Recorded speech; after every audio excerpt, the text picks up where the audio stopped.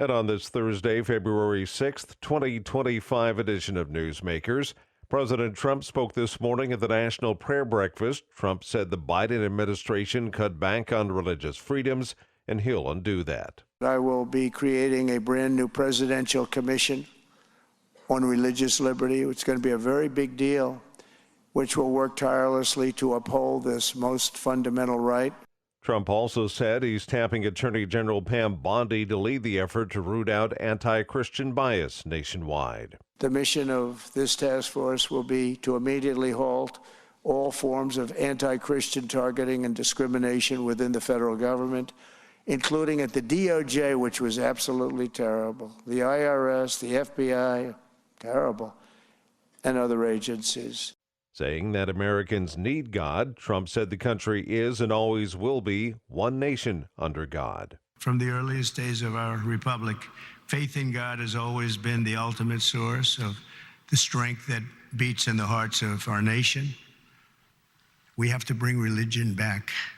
Trump also said that God was watching over him on that day last July when someone tried to assassinate him, and he says he has developed a different relationship with God after the two failed attempts on his life. It changed something in me. I feel even stronger. I believed in God, but I feel much more strongly about it. Something happened. The National Prayer Breakfast is a bipartisan event that has been held annually for more than 7 decades.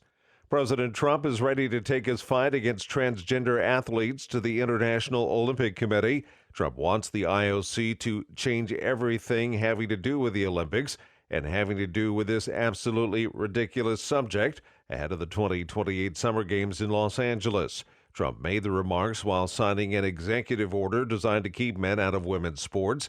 The order empowers both the Office of the Secretary of State and the Department of Homeland Security to take steps to attempt to prevent international transgender female athletes from competing in the United States. A priest at the Cathedral of Our Lady of Lourdes in Spokane was attacked by a man during a service on Tuesday. The suspect was sitting in the congregation for 45 minutes before rushing up and tackling Father David Gaines. The service was to provide healing prayers for the World Day of Prayer for the Sick.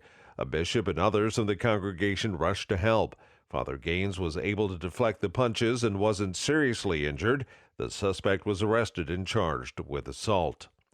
A Texas man has been executed for the killing of a Dallas area pastor who was attacked in his church during a robbery. Stephen LaWayne Nelson received a lethal injection Wednesday evening at the state penitentiary in Huntsville. He was condemned for the 2011 killing of the Reverend Clint Dobson at a Baptist church in Arlington.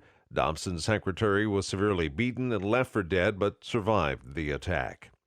Several large book publishers, a tiny public library, and others are suing Idaho officials over a law that forces libraries to keep some books in an adults-only section if community members believe they are harmful to minors. The Donnelly Library, Penguin Random House, and the others suing say the law is overly vague and violates the First Amendment rights of students, librarians, and other residents by forcing libraries to sequester literary classics.